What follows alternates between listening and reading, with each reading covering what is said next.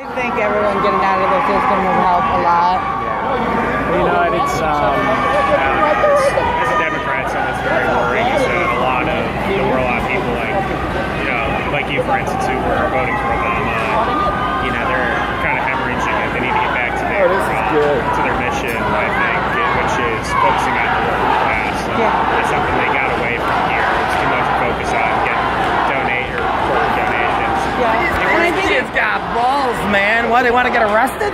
I think also it became so focused on beating the other candidate down.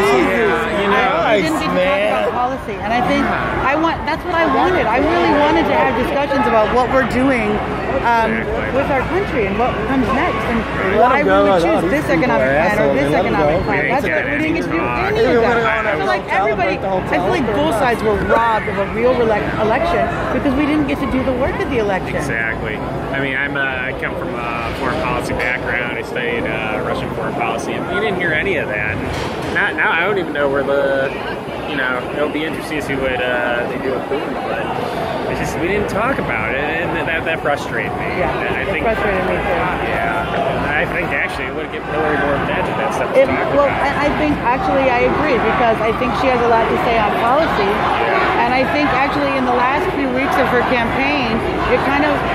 You know when in the primary when Marco was holding the high road for so long, he was doing so long, and then he had that one day where he just kind of melted down, and his campaign went down from there. And I think Hillary focused on demonizing Trump and every speech. And if she had talked policy, if she did talk about what she was going to do for the country instead of just issuing so much anger, I really think we might have had a different election. Now, one thing that I think it might be interesting is I think most of her speeches she may have focused on policy. It just wasn't put out there. And that's the thing. And they do the same thing with Trump too. Is they always click the parts where they're talking about each other. And then if you watch the whole speech, which if you support him, you watch the whole speech. We were always like, just be careful. If they come through this shit, they're gonna try to fuck you. I'm sure they will. Okay, I will. Thank you.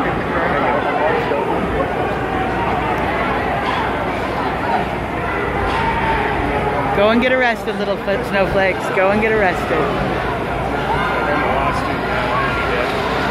don't want anything on your record for that. No, you don't. Well, and see, I think that's what's so great is that's what our country is supposed to be. Is when you fight the good fight, even if it got dirty. You know, everybody got muddy. Mud was everywhere. You fight the good fight, you make the decision, and then you go back to trying to make a life for yourself. We're all trying to make a good life for ourselves. Exactly. We maybe disagree on the methods to do that, or the methods our politicians say they're going to use to do that, but do they even ever do what they say they're going to do? I'm sure by the middle of Trump's presidency, that a bunch of stuff I'd be like, dude, you didn't even do that. Like, why didn't you say you were going to do that? You didn't do it. So there are a couple battles that I really hope he does not go down the road of. Obviously, it's going to be a messy fight over healthcare and LGBT rights. That'd be stupid for him to go down that road. I don't think he has stated early in his campaign that he has no intention he considers gay marriage the law of the land at this point, and he has no intention to address that in any way. And that is something really powerful for a Republican to have said, and he got a lot of heat from other Republicans. The issue I feel for that is the Republican legislature might go after it. Then it'll be interesting to see what that's what the unfortunate situation that I think, because I don't like the Republicans. I'm not a fan. They got us into a lot of this mess. And frankly, a lot of the George Bush, what I'm frustrated about Obama's administration is how many of the policies from George Bush will continue. I agree. So, I've wondered too if that's something you just can't get away from too. I mean, because no matter what, you're gonna be stuck with the bureaucracy, the agencies, and there's no good way to go about it. You know, and I wonder if Trump might find the same fate in the end. I think that's what we're curious to see. He just becomes another politician. Yes.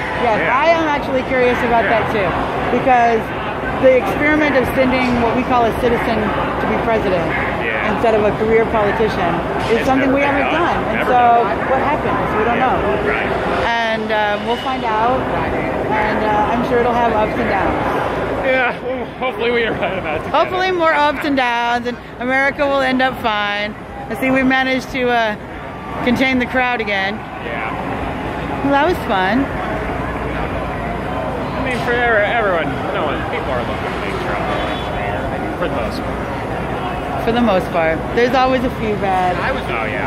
That was one of the things that was really frustrating about the Trump rally that got shut down, is because there were so many people that were there that were organized to be there, that it didn't have that effect of, you know, oh, the people aren't going to get that upset.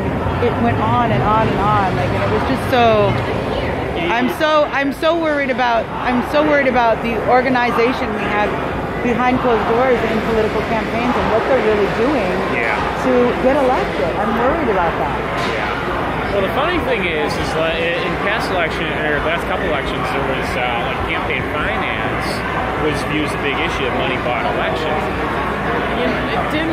Wasn't really the case here. I mean, even in Illinois, Munger spent how much money for the comptroller race and lost. Right. I mean, and Hillary obviously spent more money. So, you know, there needs to be a focus on the organic ground game. Well, and I think if you know, for people who even you know don't like Trump, it wasn't about him. I think you can, even those people can say he's done something interesting about political campaigning, which is he has demonstrated a way that you don't spend all that money. It doesn't have to be a money fest. The one thing I wonder with him is whether it's a one-off thing, just because he had a cult of personality coming in. Like, I don't know. I think he has a bigger expectation on his shoulders than Hillary would have had if she won the White House. Oh yeah. Because he's got to prove that even a fraction of what he said is true. Right. And there is huge. Everybody's like has huge doubt on every side. Exactly. If we had elected Hillary, I think we know what we're going to get. Yeah. But we don't know what we're going to get. So I think he has a real job on his shoulders to demonstrate that he can lead in a way that he spoke about, and in a way that brings people genuinely together. Yeah. And if he can do that, I think he won't be a one-off. I think, but if he can't, then yes. I wonder too. He has, to me, he also has no incentive to work with Democrats because he has. I actually think the opposite because of that, because of the majority, because he's going to have just exactly what you said, people in his majority that don't support him. The Republicans are many Republicans that didn't support him and were against There's him. Going to be and he's going to have to find allies in unusual places, and I think that's going to mean sometimes coming down and getting Democrats on the side of issues that he can't get the hardcore Republicans to support him on. The one thing I wonder though is, and I think I hate Sean Hannity's guts, but him and say Laura Ingraham, they are going to mobilize as many people as they can to push policies through. I'm actually excited to have Sean Hannity be annoying to me again, because I used to hate Sean Hannity. Yeah. But for a while, it was the only news you could get that wasn't completely smear.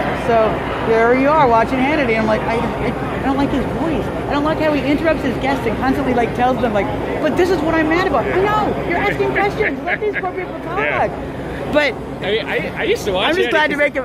I'll be glad to hate him again. I used to watch Hannity because I found him entertaining, but when he became just kind of like a sellout for Trump, I was just like, come on, man. It was like, and that's when I started watching. I'm like, all right, since you're the only person talking about Trump, I'll watch him. I mean, then my favorite is like, oh, I'm not a journalist. I'm like, what have you been calling yourself all these years? I feel like you're on a TV show. You're on a news program. Yeah. Call yourself Fox News. Yeah, I know it. I know it. Oh. I'm Suzanne, by the way. So, Josh. Josh, nice to meet you. Nice to meet you.